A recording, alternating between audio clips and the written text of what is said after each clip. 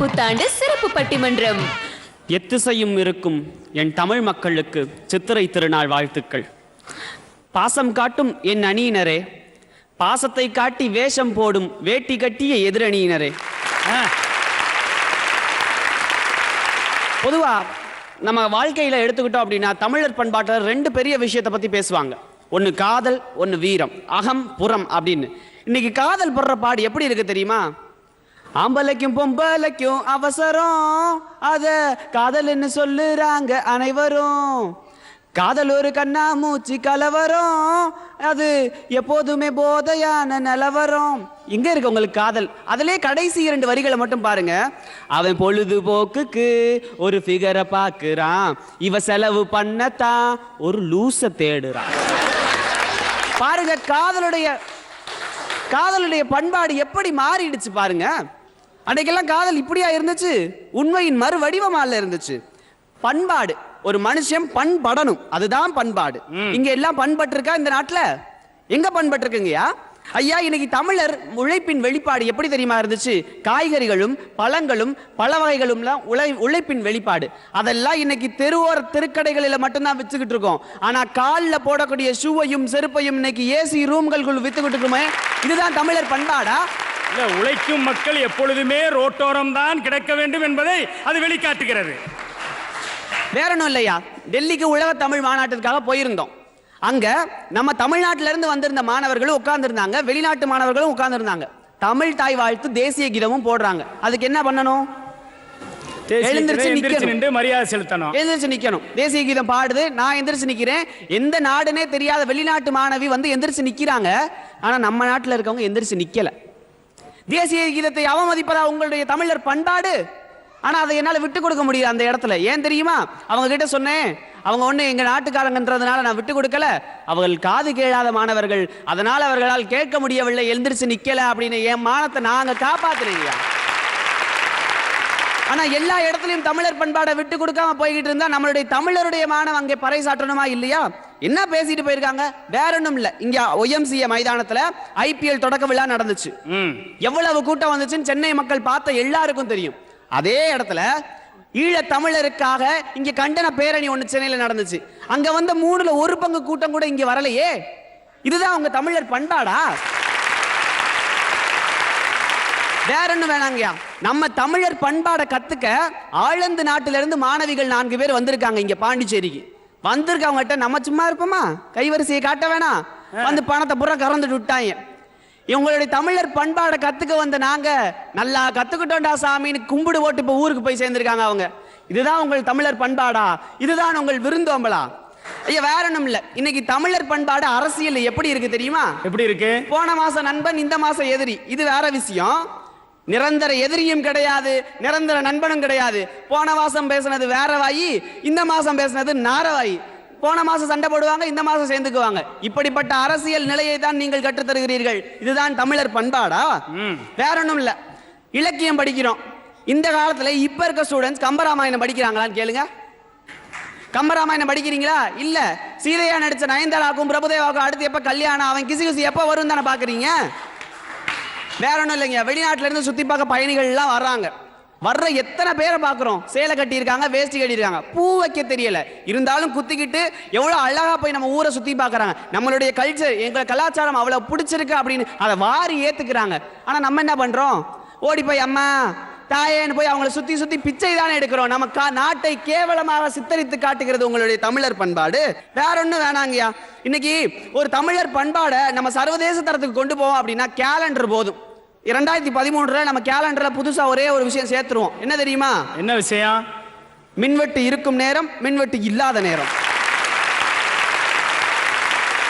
இல்ல, அன்னைக்கெல்லாம் கடிகாரத்தை பார்த்து நேரத்தை தெரிஞ்சுக்கிட்டோம். இப்ப கரண்ட் போறதை பார்த்து நேரத்தை தெரிஞ்சுக்கிற வேண்டியதுதான். ஆமாங்கய்யா. கடைசியா நடுவர் அவர்களே, மண்ணை நம்பி விவசாயம் செய்தோம், அது அந்த காலம். மண்ணை வாரி தலையில் போட்டுக் கொண்டோம், அது இந்த காலம். கவரிமானாக ஜாதியை விட மானத்தை காத்தோம், அது அந்த காலம். கவரில் மணியை வைத்து லஞ்சம் கொடுத்து கொண்டிருக்கிறோம், இது இந்த காலம். எனவே காலத்தை மாற்றிக்கொண்டு இன்று தமிழை, தமிழர் பண்பாடை குழைத்து கொண்டிருக்கிற இப்படி சமூக விரோதிகளை நீங்கள் சப்போர்ட் செய்யக்கூடாது என்பதையும் இந்த நேரத்தில் பதிவு செய்து கொண்டு, தமிழர் பண்பாடு வளரவில்லை, வளர்ந்தாலும் வளர விட மாட்டோம் என்று சொல்லும் இந்த மாதிரி கூட்டத்திற்கு நடுவே தேய்கிறது என்ற தலைப்பை மட்டுமே நீங்கள் தெளிவாக தேயாமல் சொல்ல வேண்டும் என்று அன்போடு வேண்டி விரும்பி கேட்டுக்கொண்டு தமிழர்களுக்கு சித்திரை திருநாள் வாழ்த்துக்களை தெரிவித்துக் கொண்டு விடைபெறுகிறேன். நன்றி, வணக்கம். தினேஷ் ராஜா தேய்கிறது என்பதற்காக ரொம்ப அருமையா பேசியிருக்கிறாரு. காதல் எப்படி போய்கிட்டு இருக்குது, குடும்பத்தில் உறவுகள் எப்படி போய்கிட்டு இருக்குது, எப்படியெல்லாம் பேசக்கூடாதோ அதையெல்லாம் எப்படி நாகரிகம் இல்லாம பேசக்கூடிய ஒரு பண்பாடு இன்னைக்கு மோசமா போய்கிட்டு இருக்குங்கிறதெல்லாம் ரொம்ப அருமையா பதிவு செய்திருக்கிறார். இந்த பட்டிமன்றத்தில் அவருக்கு பாராட்டை தெரிவித்துக் கொள்வோம். இப்ப ரெண்டு அணியிலும் விவாதத்தை நிறைவு செய்திருக்கிறார்கள். தமிழர் பண்பாடு வளர்கிறதா தேய்கிறதா ஒரு முடிவெடுத்தாக வேண்டும். இந்த சித்திரை பட்டிமன்றத்தில் ரெண்டு பேர் பேசுறப்பையும் கேட்கிறப்ப இது சரிதான் அது சரிதாங்கிற மாதிரி தெரியுது. வளர்கிறதே என்று பேச வந்தவர்கள் அருமையாக சொன்னார்கள். எதுல இன்னைக்கு நம்ம குறைஞ்சு போயிட்டோம்? மனிதநேயம் இல்லாம போச்சா? அடுத்தவருக்கு உதவி செய்வது என்பது அன்று முதல் இன்று வரை தமிழனிடம் இருக்கக்கூடிய ஒரு குணம். இரண்டு பேருடைய பேச்சையும் கேட்கிற போது நேயர்களாகிய நீங்கள் கூட வளர்கிறது என்று சொல்லுகின்ற போதும் தலையாட்டுகிறீர்கள், தேய்கிறது என்று சொல்லுகின்ற போதும் தலையாட்டுகிறீர்கள். ஆனால் ஒன்ன மட்டும் மனசுல வச்சிருக்கீங்க, நாங்க ஆட்டுவோம் தலைய, நீ இப்ப என்ன சொல்ல போற என்று தெளிவா இருக்கிறீங்க.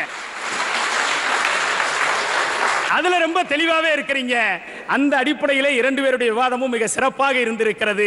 இதிலிருந்து இன்றைக்கு தமிழர் நிலையிலே, இன்றைய சூழ்நிலையிலே பண்பாடு எப்படி இருக்கிறது என்பதை பார்ப்பதற்கு சில விஷயங்களை நாம் பார்த்துவிட்டால் போதும், இந்த பட்டிமன்றத்திற்கான தீர்ப்பு கிடைத்துவிடும்.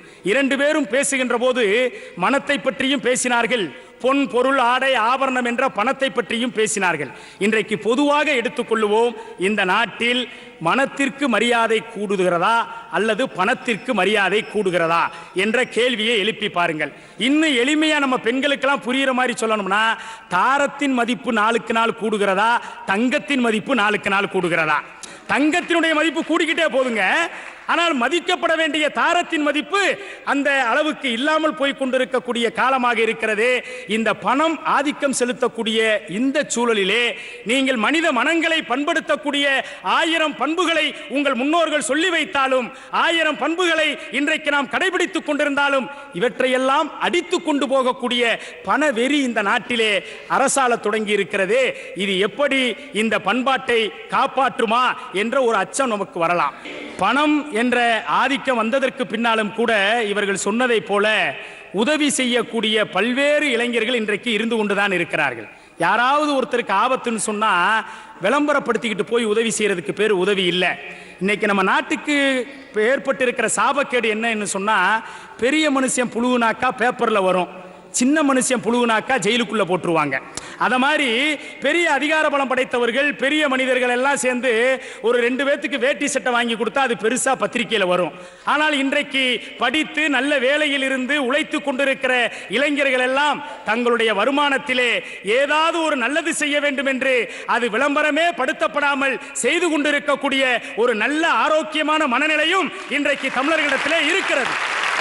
அது விளம்பரப்படுத்திக்கிறல, அவ்வளவுதான். ஆனால் இப்படி இருந்தும் கூட நம்முடைய தமிழர்களின் பண்பாட்டில் ஒன்றை சொல்லுவார்கள். நம்முடைய நாடு எப்படி இருக்கணுமா, எது நம்முடைய நாட்டுக்கு சிறப்பு என்றால், கொள்வாரும் இல்லை கொடுப்பாரும் இல்லை என்ற நிலை வர வேண்டும். கொடுக்கிறதுக்கும் ஆள் இல்லையா? ஏன்னா கொடுத்தாலும் அங்க போய் வாங்குறதுக்கு ஆள் இல்ல. வாழ்க்கை நிலையில் எல்லோரும் எல்லாமும் பெற்று இங்கே இன்பமாக வாழ்கிறார்கள் என்ற நிலை வருகின்ற போது அங்கே தமிழர் பண்பாடு உயர்த்தி பிடித்ததாக அர்த்தம் என்று சொல்லுவார்கள். இன்றைய சூழலிலே தமிழர் பண்பாடு பல்வேறு நிலைகளிலே நாம் நினைத்தபடி இல்லாமல் இருந்திருக்கலாம், அன்பு குறைந்திருக்கலாம், பணத்திற்கு மரியாதை ஓங்கி இருக்கலாம், நாம் நினைத்தபடி அரசியல் இந்த நாட்டு மக்களுக்காக அர்ப்பணிக்கக்கூடிய தலைவர்களால் நடைபெறாமல் இருக்கலாம். ஆனால் இவை எல்லாவற்றையும் மாற்றி காட்டுவோம் என்கின்ற நம்பிக்கை மட்டும் நமக்கு துளிர்விட தொடங்கி இருக்கிறது. துளிர்விட்ட நம்பிக்கை, நம்பிக்கை நட்சத்திரமாய் வானில் மின்னக்கூடிய நாள் வெகு தொலைவில் இல்லை.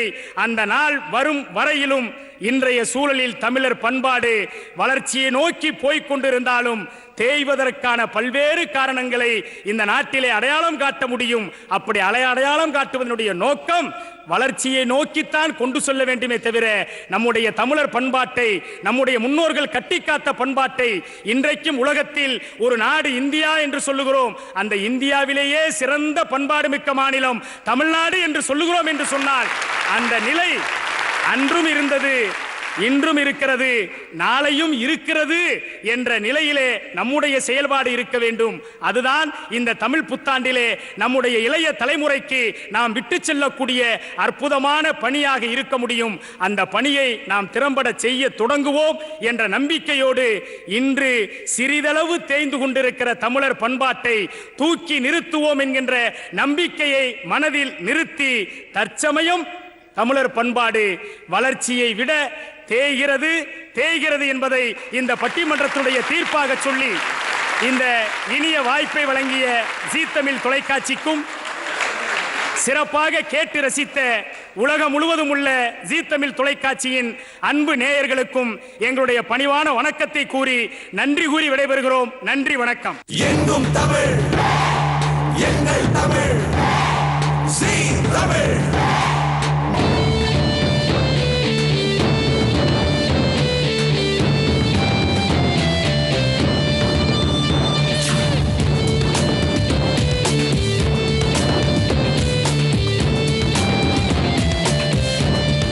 புத்தாண்டு சிறப்பு பட்டிமன்றம்.